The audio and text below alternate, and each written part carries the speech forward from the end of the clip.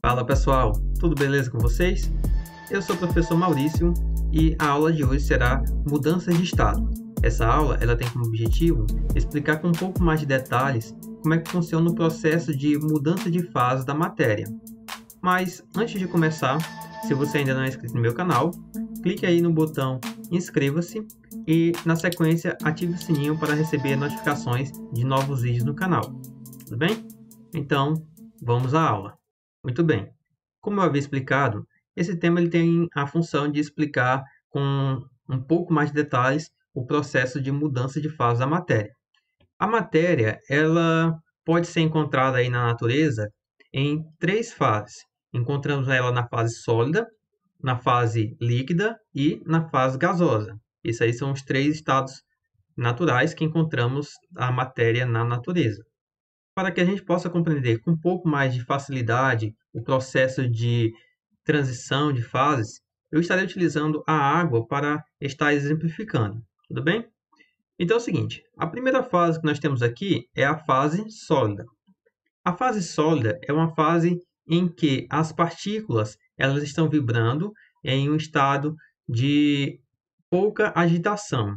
E essa vibração de pouca agitação faz com que elas acabem ocupando um espaço menor.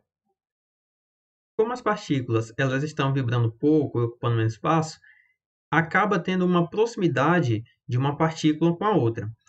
Essa proximidade faz com que uma força de coesão atue sobre elas e dessa forma elas fiquem um pouco mais ligadas. E dessa forma elas fiquem com um estado de ligação mais forte, assim apresentando o estado sólido. O estado sólido ele tem um volume fixo e apresenta uma forma própria. Nesse estado, a matéria ela não sofre compressão. O próximo estado que nós temos é a fase líquida. A fase líquida, as partículas elas possuem um pouco mais de energia em relação à fase sólida. E por possuir um pouco mais de energia, elas acabam vibrando um pouco mais. E essa vibração faz com que aquela força de coesão que havia antes no estado sólido seja menor. E como é menor, o que acontece? As partículas elas ficam um pouco mais soltas. E dessa forma, o corpo ele não terá mais uma forma própria. Ele apresentará a mesma forma que o recipiente que o contém. O seu volume ele será fixo e, praticamente, nessa fase, também ele será incompressível. A próxima fase que nós temos é a fase gasosa.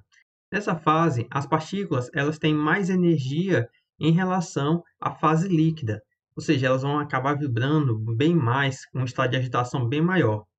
Como esse estado de agitação é bem maior do que da fase líquida, a consequência é que aquela ligação que havia entre as partículas, aquele estado de coesão, ele praticamente não existe mais. E, como consequência, as partículas ficam livres.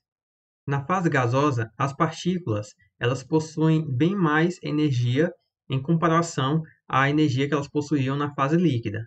E como elas possuem mais energia do que na fase líquida, elas acabam se movimentando bem mais e essa movimentação faz com que aquele estado de coesão que antes existia ali na fase líquida e na fase sólida, esse estado ele praticamente não exista mais na fase gasosa. A consequência é que essas partículas ficam praticamente livres, se movimentando para tudo que é lado. Como consequência, o gás ele irá ocupar todo o volume do recipiente que o contém, ele não apresentará uma forma própria e também ele é altamente compressível, como também ele é altamente expansível.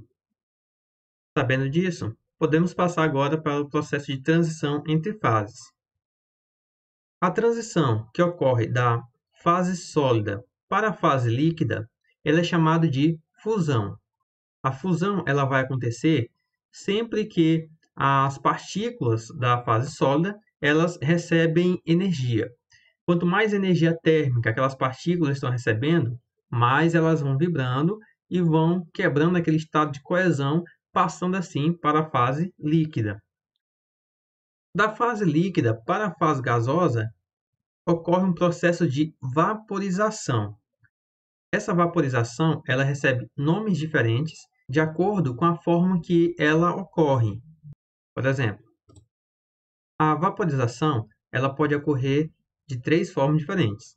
A primeira forma que temos aí é a evaporação, a segunda forma é a ebulição e a terceira forma é a calefação. A evaporação é um processo que ocorre lentamente. A partícula ela vai recebendo energia devagar e aos poucos que ela vai recebendo essa energia, ela acaba se desprendendo daquele sistema e se deslocando ali para o ar.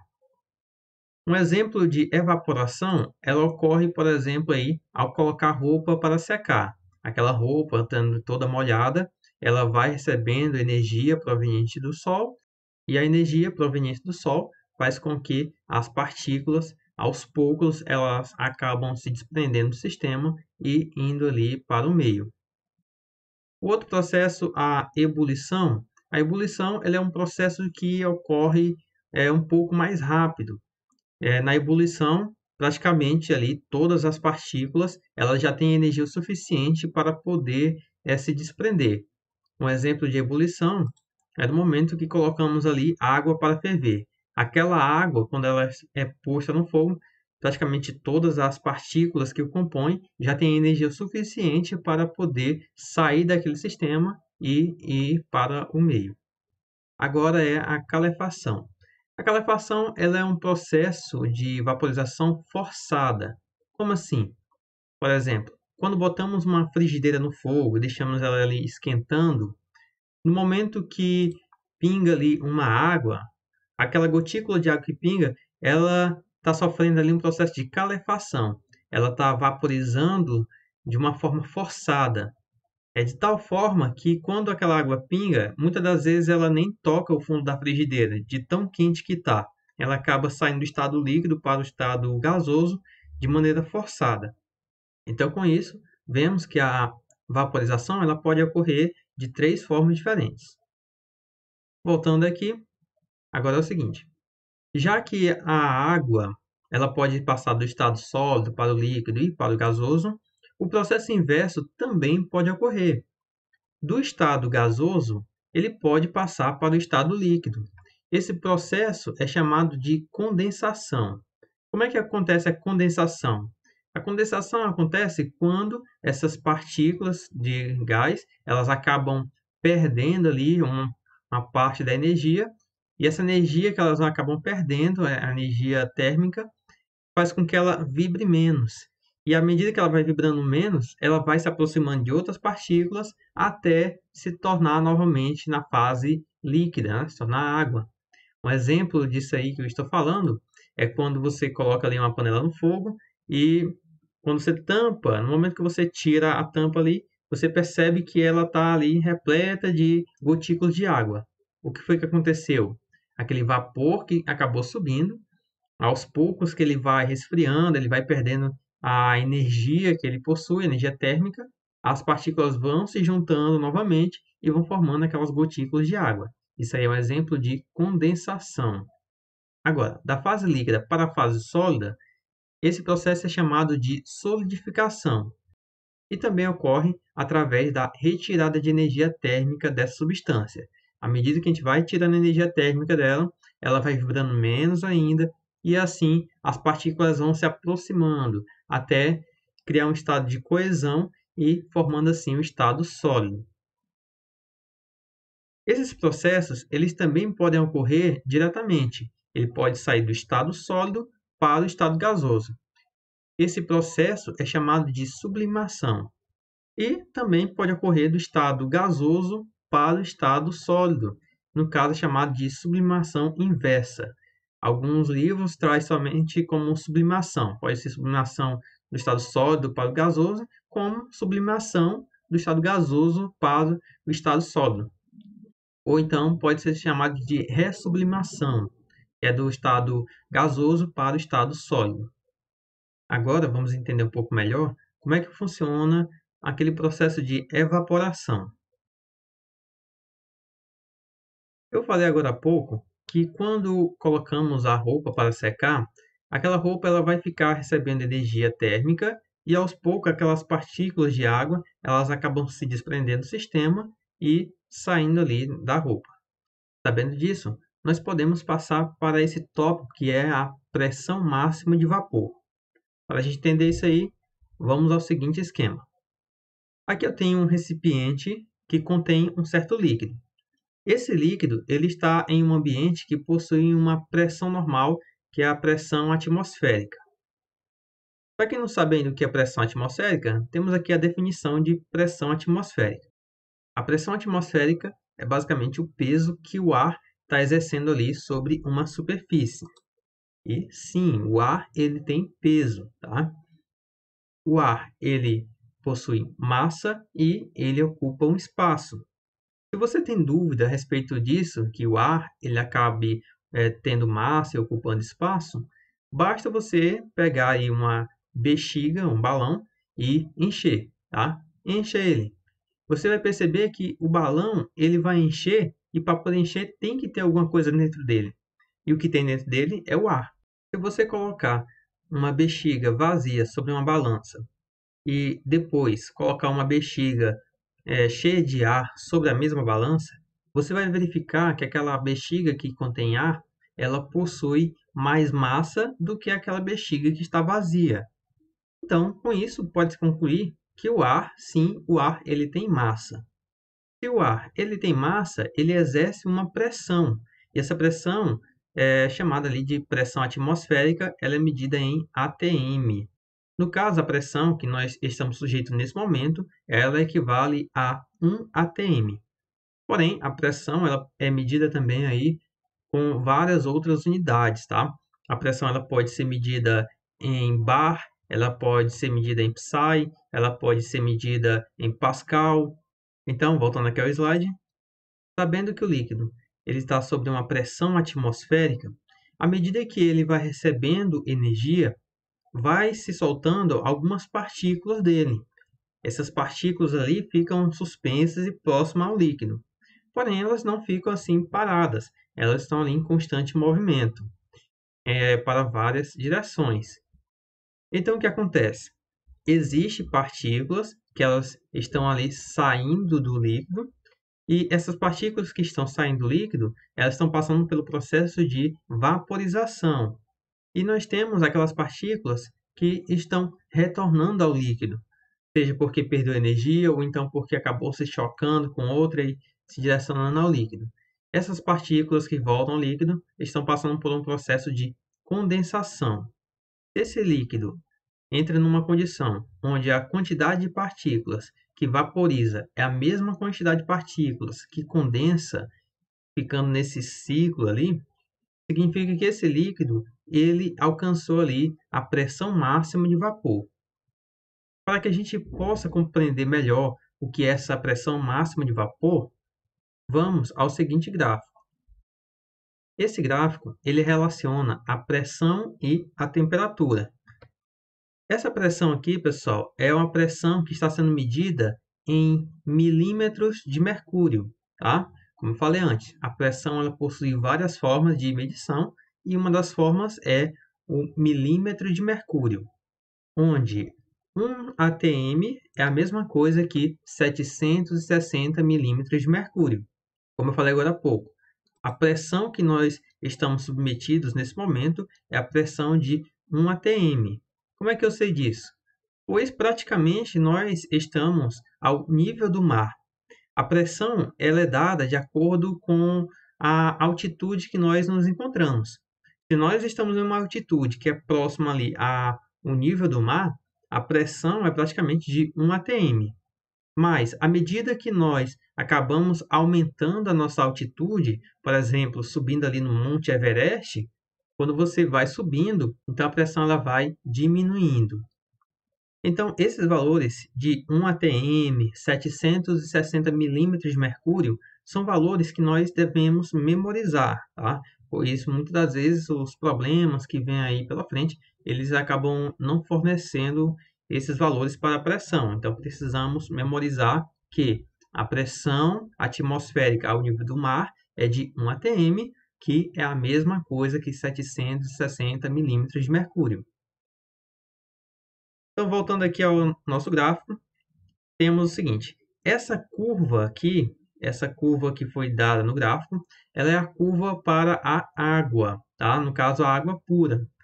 A água, quando ela alcança uma temperatura aqui, ó, de 100 graus, a pressão dela é de 760 milímetros de mercúrio, ou seja, a pressão de 1 atm.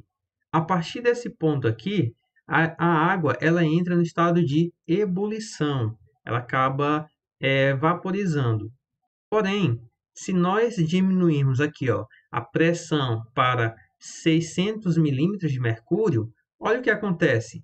600 milímetros de mercúrio, a temperatura necessária para que a água entre em ebulição, ela está entre 80 e 90. Digamos aqui que 85 graus Celsius. Então, 85 graus Celsius é o suficiente para a água entrar em ebulição. Se diminuirmos mais ainda a pressão, ó, boto na pressão em 400 milímetros de mercúrio, a água ela vai acabar entrando em ebulição a 60 graus Celsius.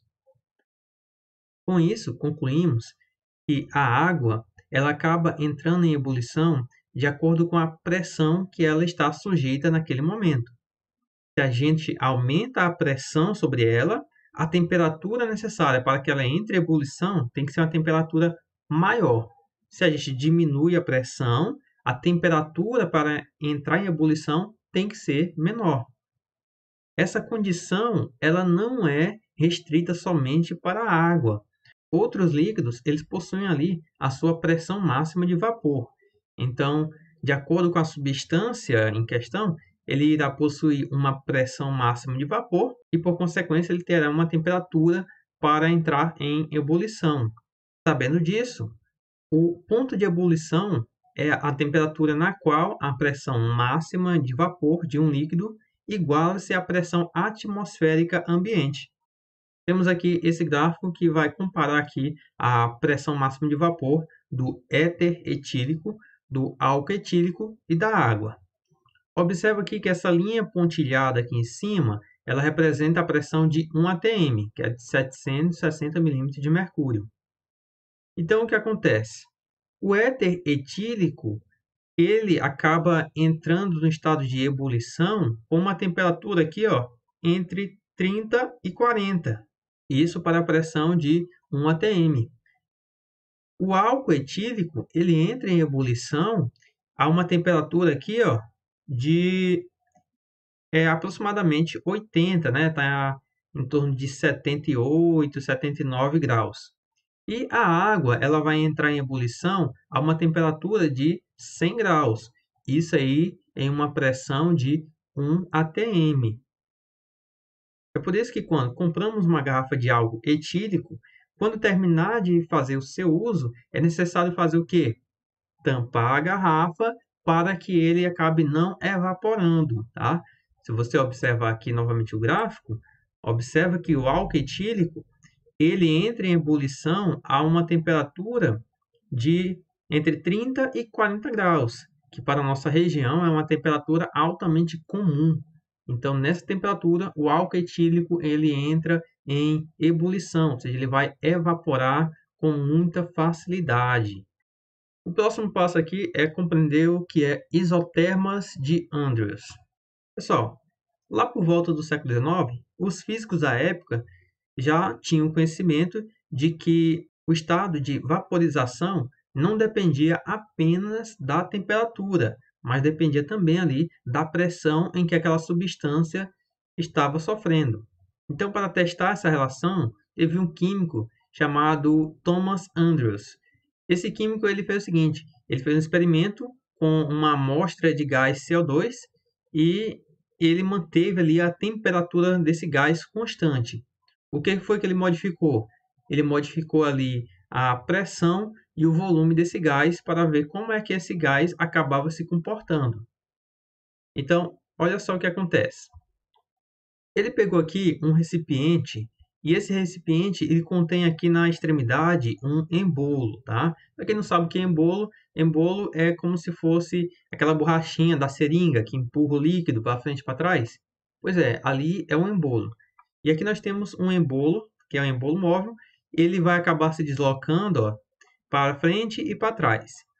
Essa parte amarela aqui, ela representa ali o vapor de CO2. Então, tem uma quantidade de CO2 que está dentro do recipiente e esse recipiente aqui tem um embolo que vai pressionar esse CO2. Aí, o que foi que ele fez?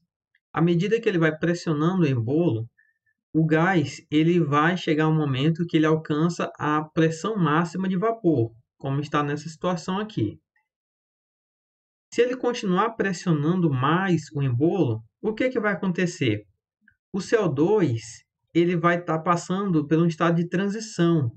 Como assim transição? Ele vai estar saindo do estado gasoso para o estado líquido. Mas detalhe, essa transição ela é uma transição forçada, onde o gás ele está sendo pressionado de tal forma que ele vai se aproximando, as partículas vão se aproximando de uma maneira forçada até que ele passa para o estado líquido. Mas isso é devido à pressão que ele está sendo submetido. Se pegar e tirar toda aquela pressão, na mesma da hora, aquele líquido ele acaba sumindo e virando gás, praticamente instantaneamente.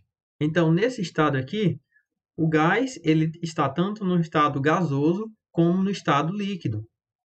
E se ele pressiona mais ainda esse embolo, o que acontece? Vai pressionando e vai chegar um momento onde toda a parte gasosa ela acabou se tornando líquida. Então, aqui nós temos a condensação por completo ali daquele gás. E se ele pressionar mais ainda esse líquido, o volume do líquido praticamente não diminui, vai ser quase a mesma coisa, tá? Ou seja, não muda muita coisa em relação ao estado anterior. Ele continua no estado líquido. Um exemplo dessa situação demonstrada, pessoal, está naquele isqueiro, tá? Aquele isqueiro que a gente compra, isqueiro de cozinha. Você repara que dentro dele tem um gás. E aquele gás ali, ele está no estado líquido. Por que ele está no estado líquido? A pressão. Dentro daquele isqueiro tem uma pressão gigantesca que vai empurrar todo aquele gás de uma forma que ele fica altamente comprimido, ficando assim naquele estado líquido. E também até o botijão de gás. Muita gente compra um botijão, e aquele botijão você sacode ele quando está cheio, parece que tem água dentro, mas não é água, tá? É o gás que, devido à alta pressão que ele está submetido, ele acaba ficando naquele estado líquido. Mas se pegar e abrisse ali aquele botijão de uma vez, todo aquele gás ia sair numa velocidade gigantesca, tá? Pois ele está com uma pressão muito grande. Quando abrir ele, ele vai acabar saindo daquele estado líquido e passando por estado de vapor numa velocidade muito alta devido à mudança ali de pressão. Passamos agora para o diagrama de fase.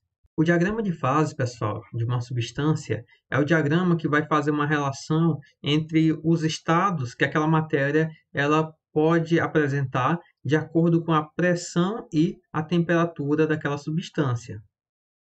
Por exemplo, esse aqui é o diagrama de fase da maioria das substâncias. Tá? A maioria ele vai se comportar dessa forma. E nós temos esse diagrama de fase que é para a água e para algumas outras substâncias. No caso, essas substâncias, além da água, é o ferro, o bismuto e o antimônio. Eles estarão se comportando dessa forma. Mas como é que funciona esse diagrama? Olha só.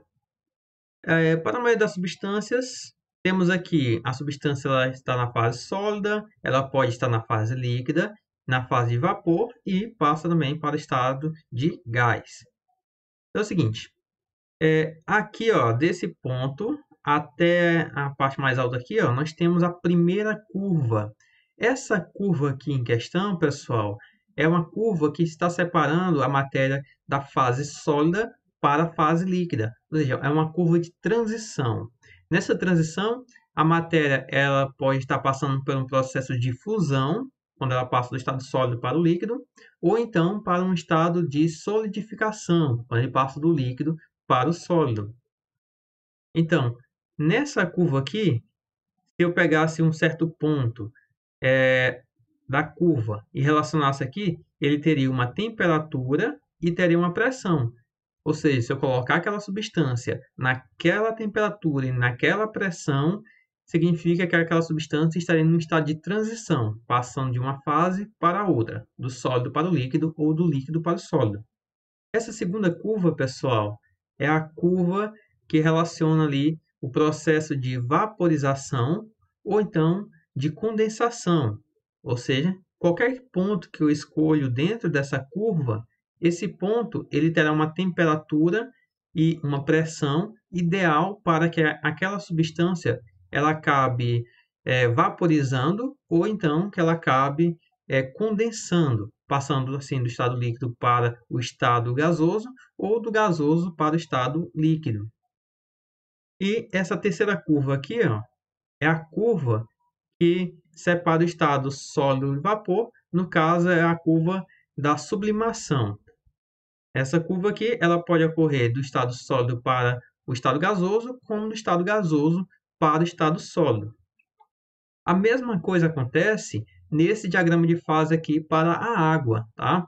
A diferença desse gráfico para esse é apenas a primeira curva. Essa curva aqui, vocês reparam que ela está inclinada para a esquerda, ou seja, ela está declinando. Enquanto essa daqui é uma curva de crescimento. Significa o quê, pessoal, nessa curva aqui? Significa que, à medida que eu diminuo a temperatura e aumento a pressão, a substância, no caso a água, ela está ali num estado de transição do sólido para o estado líquido. Enquanto nesse outro caso aqui, para que a transição ocorra, é necessário aumentar a temperatura e aumentar a pressão.